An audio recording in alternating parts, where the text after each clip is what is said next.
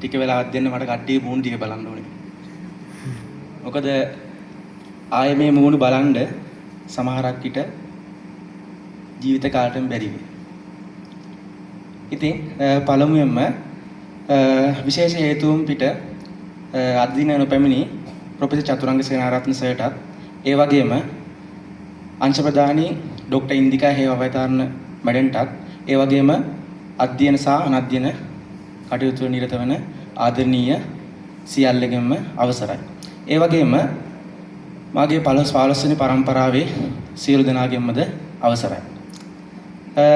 මුලින්ම කියන්නම් මොකද කතාව පුරුදු වෙලාවක් කලින් කටපාඩම් කරලවත් නෙමෙයි අද කියන්නේ. හිතට එන දේ මං කියලා මගේ තියෙන අදහස් ඔයාලත් එක්ක බෙදා ගන්නවා. ඉතින් අපි ජීවිතේ අවස්ථා දෙකකදී මිතුරන් මැඩහැරෙනවා. ඒ අවස්ථා දෙක තමයි පාසල් ජීවිතයේ අවුරුදු 13ක කාල පරිච්ඡේදයක්, විශ්වවිද්‍යාල ජීවිතයේ සිව්වසරක කාල පරිච්ඡේදයක්. ඉතින් කොහොම හරි අවුරුදු 13ක පාසල් ජීවිතය ඉවර කරලා බයෝසිස්ටම් ටෙක්නොලොජි විෂය ධාරාව හදාarලා ලංකාවෙම 8000ක් වගේ ලියනවා වර්ෂයකට. ඒ 8000න් වර්ෂයකට විශ්වවිද්‍යාල වරම් ලැබෙන්නේ 1100ක් හෝ 1200ක ප්‍රමාණයක්.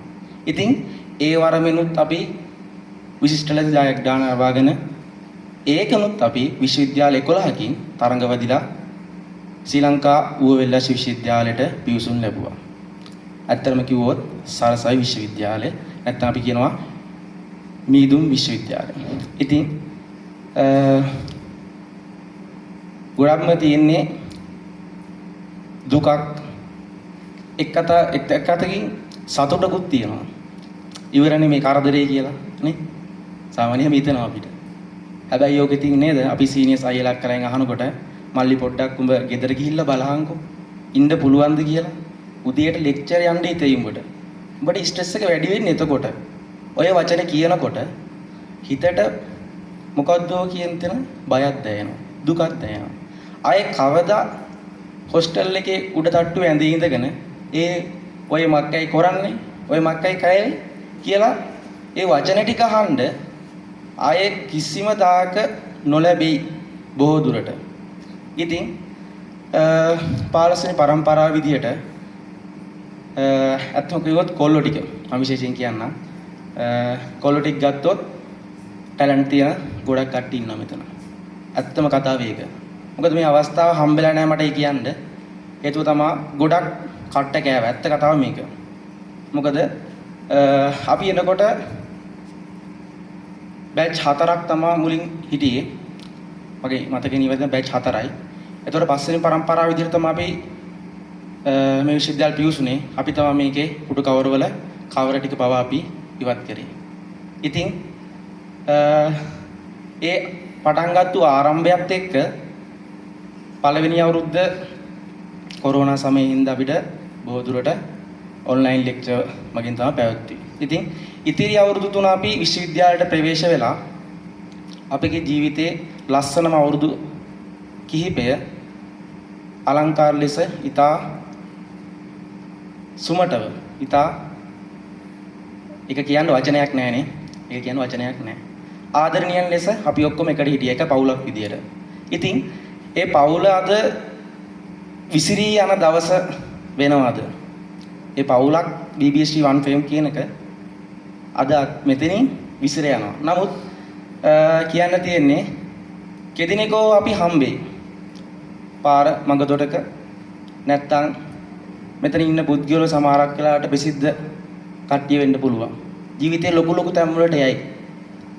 ඉතින් මුල අමතක කරන්න එපා. අපි ඌවැල්ලස් විශ්වවිද්‍යාලයේ ජයපත් තාක්ෂණ වේදන හදාරපු 15 වෙනි පරම්පරාව විදියට කෙදිනෙකෝ හමු වුණොත් කෙදිනෙකෝ උපකාරයක් කරන්න අවස්ථාවක් ලැබුණොත් දෙපාරක් හිතන්න එපා. මේ අපේ වුන් ඒ වචනේ අමතක කරන්න එපා.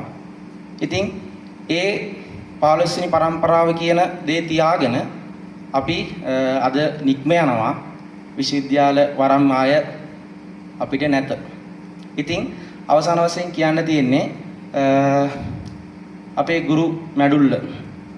ඇත්තටම අපේ ආදරණීය මැඩල්ලා සර්ලා සියලු දෙනාම බොහොම ස්තුතියි. හේතුව තමයි අපි රිප්‍රසන්ටේටිව්ලා විදියට ගොඩක් මැඩල්ලත් එක්ක මුහු වුණා. ඉතින් මේ මුහු වෙන අවස්ථාවේ එකහෙලා කියන්න පුළුවන් කිසිම දිනක අපි ගෙනෙන යෝජනා බෑ. ඕක නතර කරන්න. ඕකට කැමති නෑ. අන්න ඒ වචනේ අපිට කිසිම දවසක ඇහිලා නෑ. මොකද මම මේ පෞද්ගලික දාන මුදල් රිප්‍රසන්ටේටිව්ලා විදියට මැඩල්ලත් එක්ක අපි ගනුදෙනු කරලා තියෙනවා. ඉතින් කිසිම දිනක ඕක කරන්න එපා. ඕක නතර කරන්න කියලා වෙන ෆැකල්ටි වල සහ වෙන විශ්වවිද්‍යාල වගේ අපිට තරවටු කරලා නැහැ. ඒක ඕන කෙනෙක් ඉස්සරහා කියන්න පුළුවන්. ඉතින් අවසාන වශයෙන් කියන්න තියෙන්නේ බොහොම ස්තුතියි ආදරණීය මැඩම් සියලු දෙනාටම. ඒ වගේම තමයි අපේ ආදරණීය ඇඩ්මිනිස්ට්‍රේටර් සර්ලා මැඩල්ලා ගොඩක් උදව් කරා අපේ රිසර්ච් වලට. ඉතින් ඒ කරපු උදව් අපිට නිම කරන්න බෑ වචනෙන්. මම වචනයක් දෙයක් කිව්වා කියලා ඒක නිම කරන්න බෑ. ඉතින් පුළුවන් පොඩි කතාවකින් මතක පොඩ්ඩක් ආවර්ජනය කරලා අපේ එකමුතු බව විදා දක්වලා මෙතනින් නික්ම යන එකයි. ඉතින් එහෙනම් මගේ පුංචි වදන් පෙළ මෙතනින් නතර කරනවා. සියලු දෙනාටම ආදරේ මේ 15 වෙනි පරම්පරාව අපි මේකේ යම් ගෞරවයක් කරා නම් ඒ මෙයට ඉතිරි වෙයි. ඉදිරියට කරන්න දෙයක් තියෙනවා නම් දෙපාරක් හිතන්න එපා ඒ දේ කරන්න. ඉතින් මම කතාව මෙතනින් අවසන් කරනවා. සියලු දෙනාටම ස්තුතියි.